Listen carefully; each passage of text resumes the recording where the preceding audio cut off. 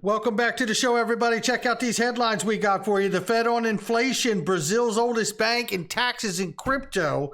Another blockchain infrastructure company hit with a Wells notice from the SEC. We'll talk about it. Hillary Clinton on digital money? I'm already scared. Anthony Welfare on CBDCs? Not so scared. Ripple secretly working with Visa. XRP flywheel effect. It's in play. I think it's in play. We're going to talk about it. And how about this? Technical analyst XRP points to an explosion breakout at what time? Somebody roll that beautiful intro and we'll find out.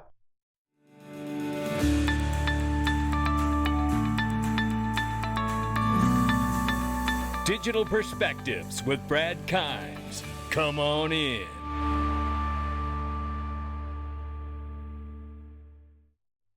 Welcome back to the show, everybody. It's the show where we don't apologize about wanting to be wealthy. We make no apologies about it. Yeah, we're here to get extremely wealthy and make the right decisions. We don't know what those are exactly, but we're all here to figure it out together as a collective. Right here, you can follow us on TikTok, YouTube, and Twitter, ladies and gentlemen. It is a $1.04 trillion market cap that's off by 2.7%. Very quickly, ladies and gentlemen, I'm telling you something. I'm days away from revealing the live website where you can get your ticket to come to the first ever XRP Las Vegas event. This is going to be the XRP Army experience of a lifetime. You're not going to want to miss this. You won't believe who's going to be there. Don't mess around and sign up and get your name on that email so you don't miss a thing.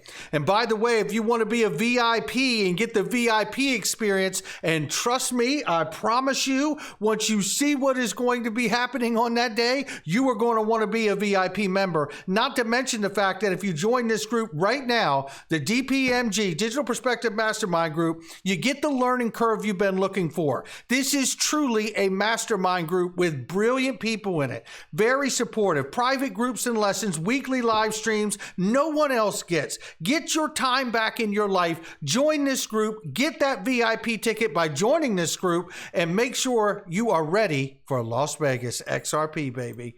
Let's get into this. Link underneath the video.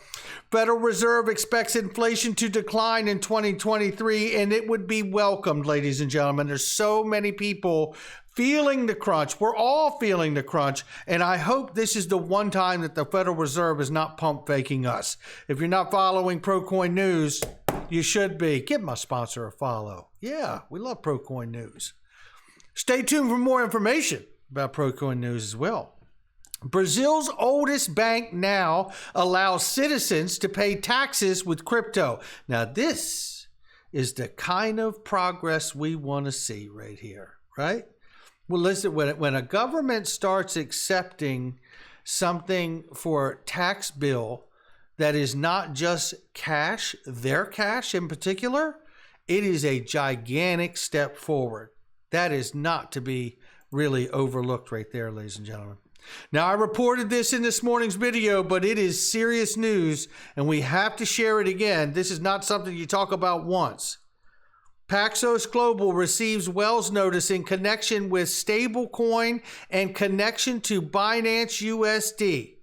As previous sources, Wells notices are being sent are beginning to be sent. Stablecoins first, then exchanges. This is how you take the market back, ladies and gentlemen. Have we not been saying this? Isn't this what we've been talking about?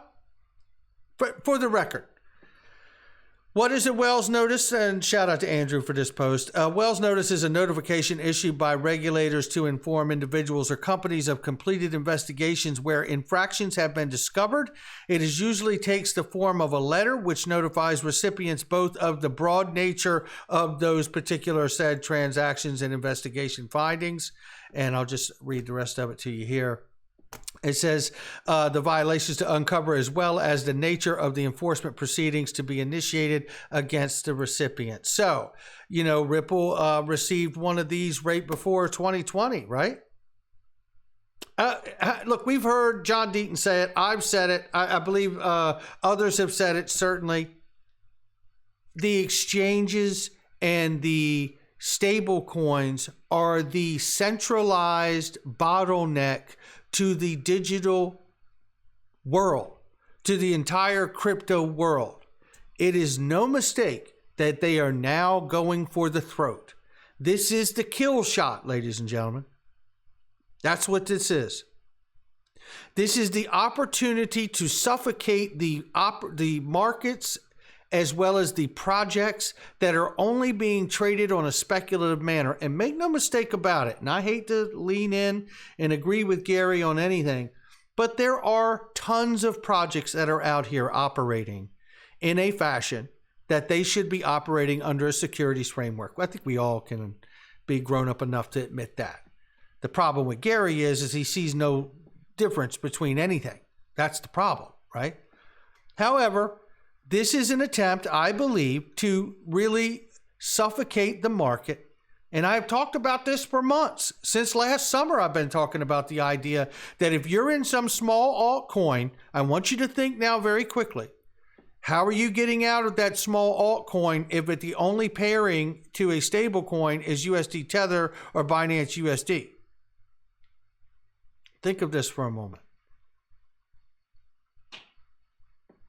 That is a moment to really sit down and assess where you are. How do you get out? How do you cash out? How do you move your assets? If the only pairing happens to be Binance USD, and God forbid, they end up going after USD Tether. And if they're going after Binance USD, what makes you think they're not going to go after USD Tether? Eleanor Tarrett says here, shout out to Eleanor, speaking with an industry expert this morning on Binance USD news, the quote was this: I think Gary Gensler and the SEC have truly lost the plot and gone mad with power. I have bought and sold millions of dollars worth of stable coins, and never once did I think I'd profit from them. Again, I highlight, whether it's the right side of the aisle or the left side of the aisle in Congress, they have the ability to stop him. They have the ability to submit or to request subpoenas and get to the bottom of all of this. None of them are doing it because he's doing the bidding for all of Congress. Until they stop him, that's exactly what's happening. Don't be fooled. What they say isn't what they do, and they have things in recourse that they could take, and they haven't done it as of yet. Hillary Clinton has declared, oh, now here she comes. Hillary Clinton has declared that it is time to make cash transactions in America illegal in order to fight climate change, she says. I can't even. I want to say so much. I'm not going to do it. You just saw a very adult moment out of me right there, ladies and gentlemen. That's what you just saw. Let's get to somebody we do want to hear from. It's this guy. It's Anthony Welfare. It's Ripple Advisor. Also has a great book called Commercializing Blockchain. If you haven't read it, I think you should get it. I'm halfway through it. Fact number 2, commercial banks issue around 97% of the money we use. Now listen to this. This electronic money is not backed directly by the central bank. That should scare the hell out of all of us right there. This is why we have deposit guarantee schemes. CBDC will be the first digital money backed directly by the central bank. I do get it. And I get listen, I'm picking up what Anthony Welfare is putting down. Yes, I am. I'm smelling what you're stepping in, Anthony. And what you're stepping in here is showing the world that all of this imaginary illusion of money in the digital form backed by the central bank will actually be guaranteed and backed by them and not just some digital number, right? Look, I've said this before. Look, the central banks are not going to sit back and watch this world go through a digital industrial revolution and be left behind. The music industry was dumb enough to do that, but the banks are not. They're not going to do it. It's not going to happen. Maybe this is how they get it done. Because you do have to think, not only do you have the electronic disparity that Anthony was pointing out, but then you actually had the physical cash issue, right? This here from ProCoin News and XRP Crypto Wolf, give them both a follow, says Ripple may be secretly working with Visa. You know, if we go into this, it's a reminder of the great work that 24 Hour Crypto done. Give him a follow. Some of the partners that Ripple have been working with include D-Money, Earthport, Currency Cloud, and Novati. From those four, Visa has completely acquired Currency Cloud and Earthport. On the other hand, it has entered into partnerships with Novati and D-Money. You can clearly see how the connections are being made here indirectly here, right?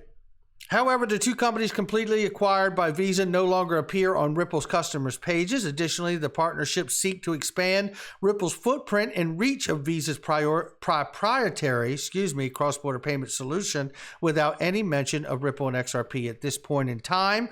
It is obvious that neither Visa or Ripple will probably willingly admit such information since the SEC lawsuit is still in progress. However, it seems that the work that both companies are currently doing are heading towards the same direction. Visa has been working on supporting digital asset transactions on its platform for a while now, and Ripple have been working on its on-demand liquidity solution.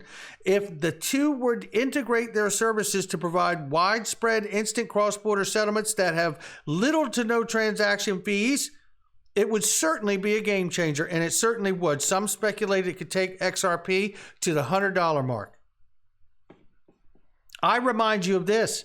Visa back in 2020 filed a patent that would allow central banks to mint digital currencies using blockchain, and it would allow Visa to collect the paper dollars and turn it into digital currency. Now, that's a fancy little hat trick because Visa doesn't have the patent on the US dollar. So there has to be some cooperation between the Fed, the government, and Visa. One would think.